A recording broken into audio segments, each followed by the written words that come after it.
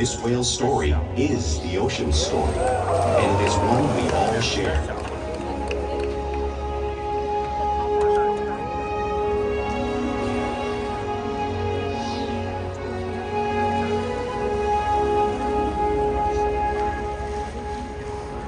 Welcome to Seaworld's Orca Encounter. My name's Delaney, and I'm so honored to introduce you to this intriguing and majestic animal.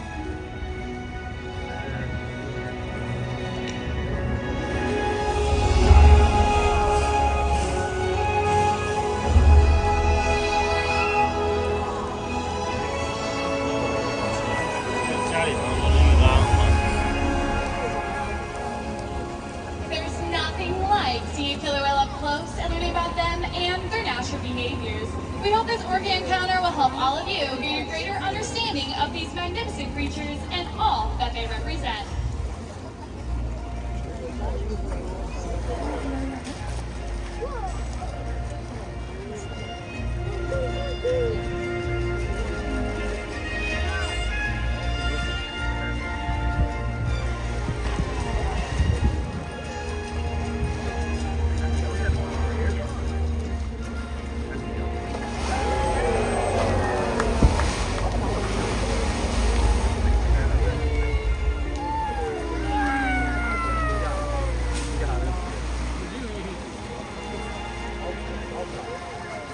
While they are found in every ocean, orcas living off the coast of Iceland are quite different than those near Costa Rica.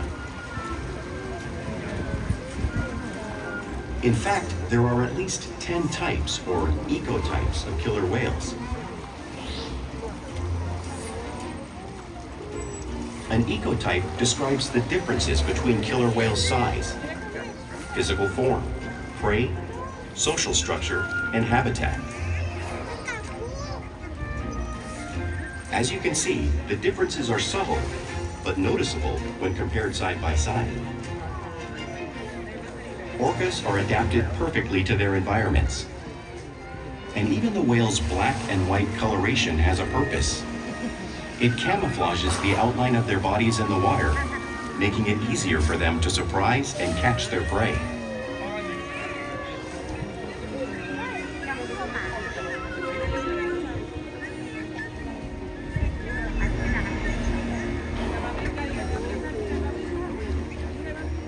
When viewed from above, the black of the whale blends in with the dark depths of the ocean.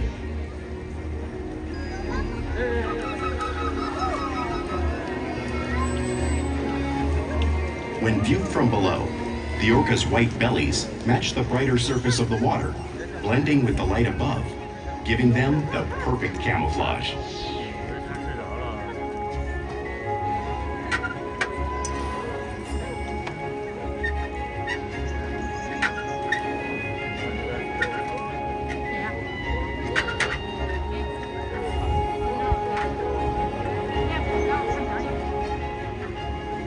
Killer whales truly are a natural wonder, and Orchid here is going to help me show all of you some of their physical characteristics.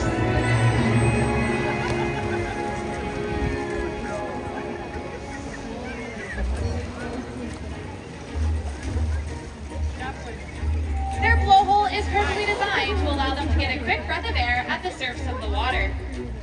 Even the location of their eyes works to their advantage. It may appear that their eyes are in this white patch, however, that's a visual distraction. Their eyes are actually located right in front of that patch, camouflage from crashing prey. The fin on top of the whale is called the dorsal fin, which helps stabilize them as they swim and regulate body temperature. This fin has no bone or muscle structure inside of it, which is why you may see it curved. The flippers located on either side of the orca's body are called pectoral flippers and are mainly used for steering and stopping. Pectoral flippers have 5 bony digits inside them, just like the human hand.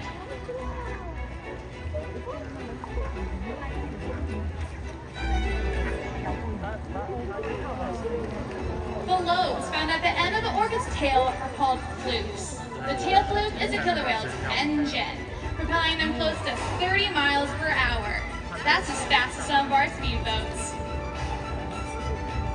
But they swim the fastest and use most power when propelling through nearly 10,000 pounds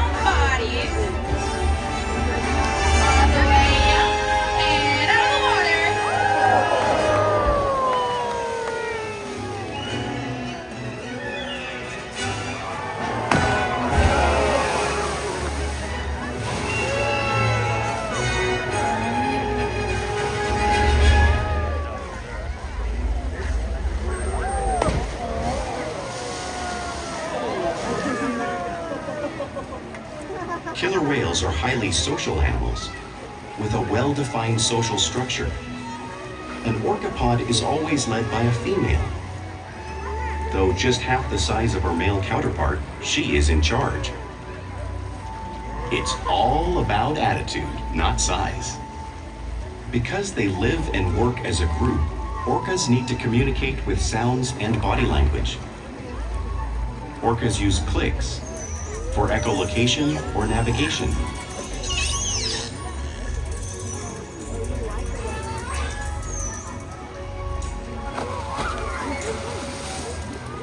Whistles to socialize in the pod. And calls for group coordination and hunting.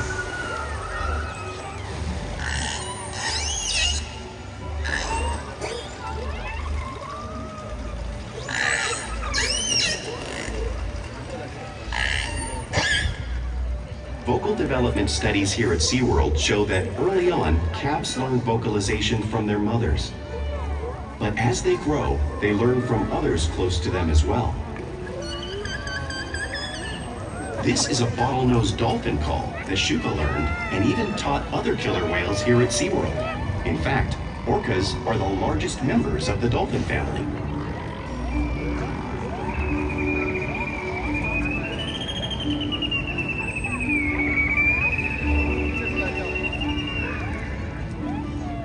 Whales here and in the wild use vocalization to communicate all the time.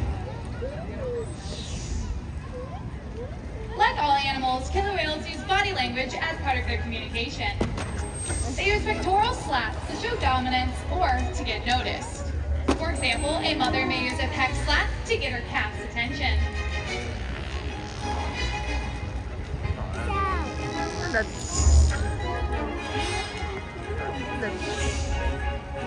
But when they really want to be heard, they preach.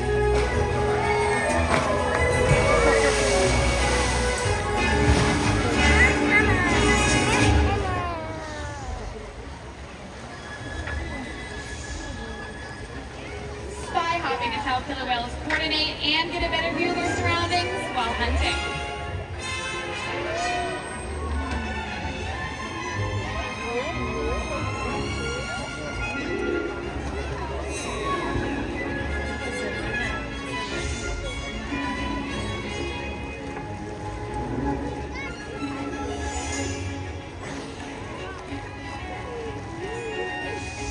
Slaps are another form of communication that killer whales use in the wild and, of course, right here at SeaWorld.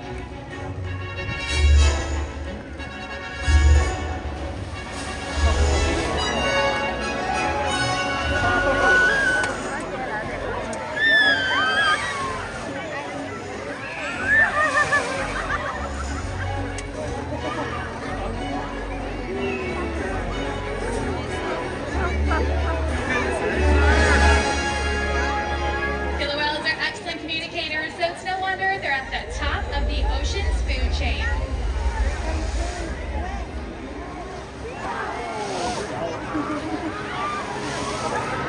Killer whales work together to rear their young, protect their pod, and most importantly, pursue and catch their prey. Every day they cooperate to survive in the wild oceans of the world. The orca's hunting techniques are as varied as the whales themselves. Norwegian killer whales will circle herring, herding them together. The whales use sounds to coordinate with each other and to disorient the herring. With the fish confused and contained, the whales stun them with their powerful tail flukes, making for an easy meal.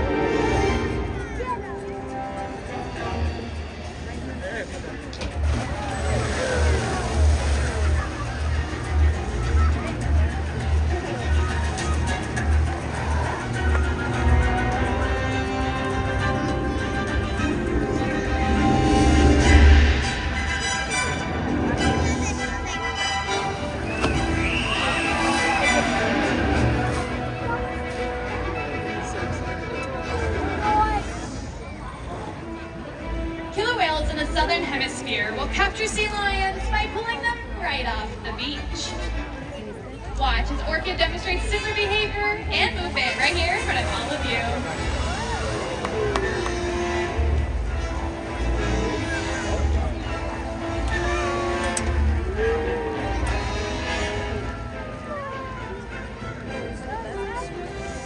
Antarctic orcas will actually create waves that wash over floating ice, knocking unsuspecting seals into the water. Orca is demonstrating a similar wave-making technique at the front of the pool, showing you all one of the many complex and impressive hunting abilities that killer whales develop all around the world.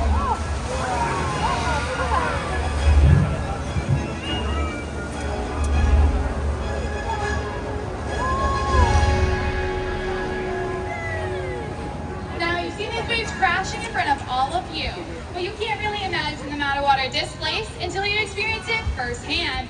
And luckily, Leah has volunteered to come on down and feel the power of these waves made by the killer whales in force at 55 degrees saltwater. So can we please give her some encouragement? All right, go ahead and take a seat on that blue box right there. Pretend it's an iceberg and that you are a seal and hold on tight, all right? You guys ready to see her get wet? Yeah!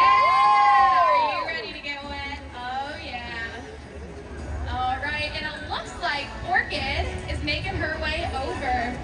What do you think it's going to feel like? Cold? A lot of water? Probably. All right, well, here comes Orchid. And surprise, not only did she volunteer, but so did you guys.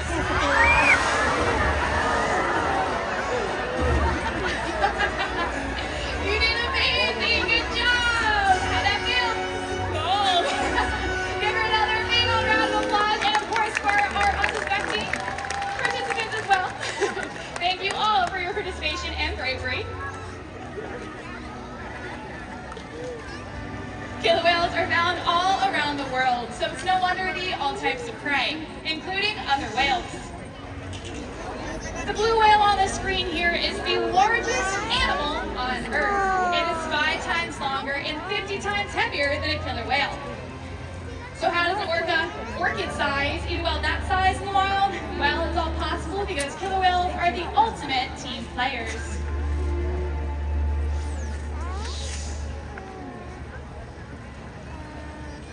In this example, we see the larger male orcas surround a sperm whale, forming a perimeter, while the females continue to drive the whale forward until it reaches exhaustion. The calves then move in to join the adults in the group. Whatever their prey, killer whales always cooperate and hunt together, making them a highly successful predator.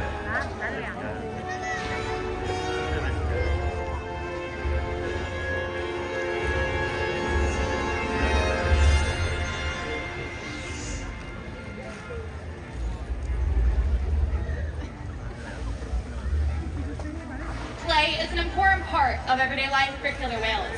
It's how they teach the young to hunt and to practice their skills as they grow. You can find killer whales interacting with each other and showing their playful side off in the wild, and of course, right here.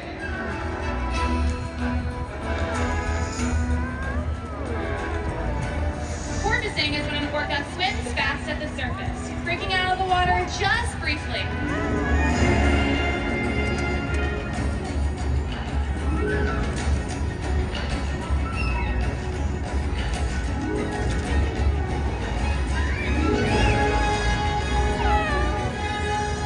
You can find them doing this when catching a ride in the wake of a boat or when surfing in a wave.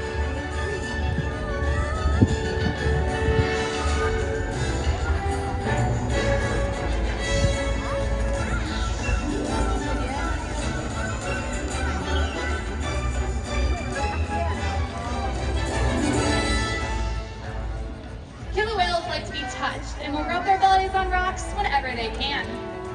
Our whales do it here all the time, just like killer whales in British Columbia.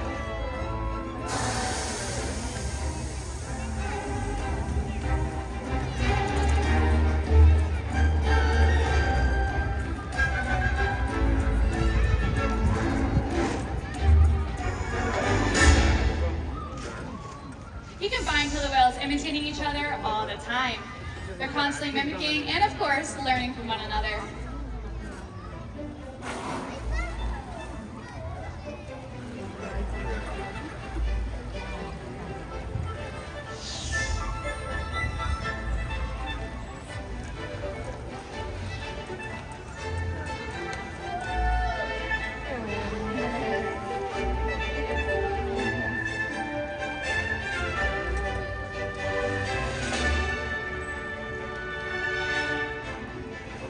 behavior has a purpose. In the wild, a tail whip is used to stun fish. But today, these orcas just might be stunning all of you.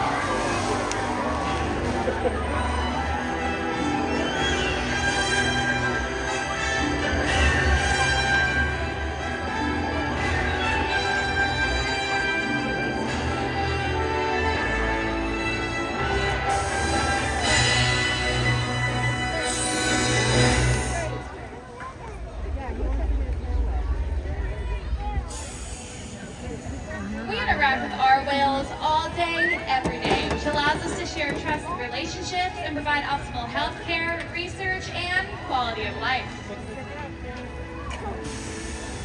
The whales here take an active role in their own health and well-being.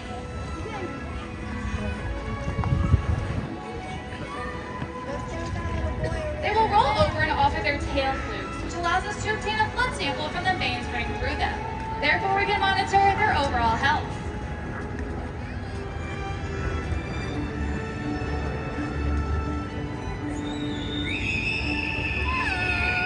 Even sign up onto a scale so we can weigh them, just like Orca is doing on the screen here. That way we can ensure that younger whales are growing properly and adults are maintaining a healthy weight.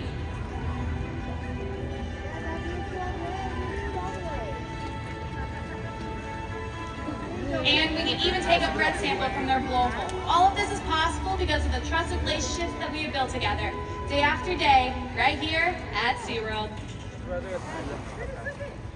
And now I'd like to take the time to introduce you to a very special whale. This is Shuka. Everyone give her a big round of applause. And we also have trainer Savannah here. So Shuka is a 30-year-old female killer whale.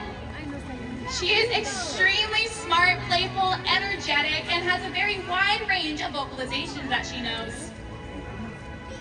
She has inspired millions around the world, and hopefully you all here today as well, to help protect and conserve these beautiful animals and, of course, the ocean they live in. We challenge our whales every day to learn new things, to engage and stimulate their minds. Diet, exercise, and course play help keep these orcas in great shape. The whales here at SeaWorld have helped killer whales in the wild by participating in many research studies. One ongoing study monitors the whale's heart rate and breathing to understand how marine noise pollution from ship engines and other sources affect wild populations. In another study, scientists from NOAA, the National Oceanic and Atmospheric Administration, took measurements of the killer whales living here, including pregnant whales. By comparing these measurements with drone footage of killer whales in the wild, scientists are able to monitor the wild population's nutritional and reproductive states. Other research has been done here at SeaWorld on the mother whale's milk composition. This research will help create an effective model to understand how toxins in the ocean impact wild killer whales and their milk supply. What we learn from the whales in our care every day is actively helping whales in the wild survive. And just by being here today, you've supported our rescue, research, and conservation efforts all around the world. If we work together, like the killer whale, we can protect the future of the Orcinus orca and this beautiful planet that we all share.